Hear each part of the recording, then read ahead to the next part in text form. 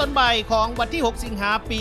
2025ที่ผ่านมานี้ทางคณะกรรมการคุ้มครองภัยพิบัติกันแขวงตั้งหน้าโดยท่านแก้วประเสริฐสุรินทร์ภูมิรองหัวหน้าแผนกแผนการและการลงทุนแขวงสวรรณเขตได้ร่วมกับทางคณะพักคณะนำของเมืองสองคอนและคณะกรรมการคุ้มครองภัยพิบัติขันเมืองมีท่านลิทองบุญธรรมลีเลขาคณะบริหารงานฝักเมืองสองคอนและบรรดาท่านในคณะรับผิดชอบคุ้มครองภัยพิบัติขันเมืองไม่ได้ลงพื้นที่ติดตามกวดกาเบิกผลสำเร็จในการซ่อมแปลงขัวขามหอยไข่บ้านหอยไข่เขตกุบัตที่10หาดเจริญคำของบริษัทเป่าเจริญทรัพย์ก่อสร้างขัวทางส่วนหลักประธานเคหสถานจำกัดผู้เดียวซึ่งเป็นบริษัทที่รับผิดชอบเพิ่มทวีเอาใจใส่เป่าระวังเพื่อแก้ไขปัญหาเส้นทางเปเพที่เกิดขึ้นในฤดูฝนเป็นผู้ซ่อมแปลงฉุกเฉินหีบด่วนตามการเห็นดีจากการนำของเมืองซึ่งการซ่อมแปลงและแก้ไขขัวขามหอยไข่เป็นหนึ่งใน4โครงการฟื้นฟูภัยพิบัติที่ได้รับผลกระทบจากพายุบุตรทิพย์ในระยะที่ผ่านมาภายหลังที่ทางคณะกรรมการคุ้มครองภัยพิบัติจากศูนย์กลางที่นำโดยท่านนางวิไลคำรัชสะอาดห้องหัวหน้าแผนกควบคุมและฟื้นฟูหลังภัยพิบัติ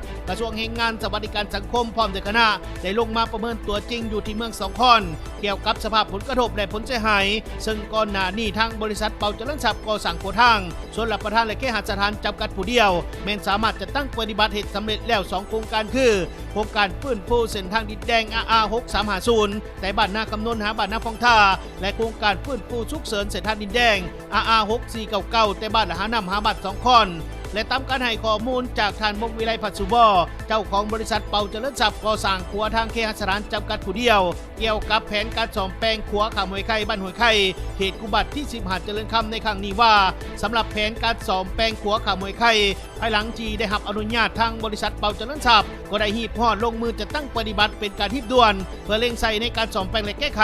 ในใส่เหตุให้พี่น้องพ่อแม่ประชาชนได้สมใส่ได้อย่างทันการซึ่งทางบริษัทแม้ได้มีการลงมือซ่อมแปลงแต่วันที่26กรกฎาคมปี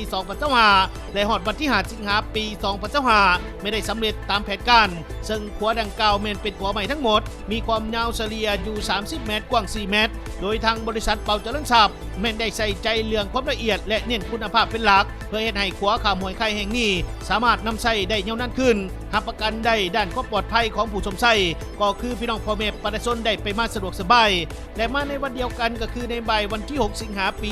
2025ก็ได้มีการเปิดน้ำใส่ขัวขามหอยไข่บ้านหอยไข่อย่างเป็นทางการโดยมีท่านลิทองบุญธรรมลีเลขาคณะบริหารงานฝักเมืองสองคอนพร้อมด้วยท่านแก้วประเสริฐสุรินทร์ภูมิรองหัวหน้าแผนกแผนการและการลงทุนแขวงสวรรณเขตท่านคำผันอินเทอร์วงศ์ประธานคณะกรรมการปกครองเมืองพร้อมด้วยห้องประธานคณะกรรมการปกครองเมืองประธานคณะกฎการภาครัฐและคณะกรรมการคุ้มครองภัยพิบัติขันเมืองคณะกลุ่มบ้านที่10หาดเจริญคำรวมไปถึงองค์การปกครองบ้านเฒ่าแก่ในโวมผู้ชุมนุมพื้นที่พร้อมด้วยพี่น้องพ่อแม่ประชาชนชาวหนุ่มเพชรยิงอยู่ภายในบ้านหอยไข่ไม่ได้เข้าร่วมในพิธีเปิดอย่างเป็นกระบวนการที่โปรดเพิ่น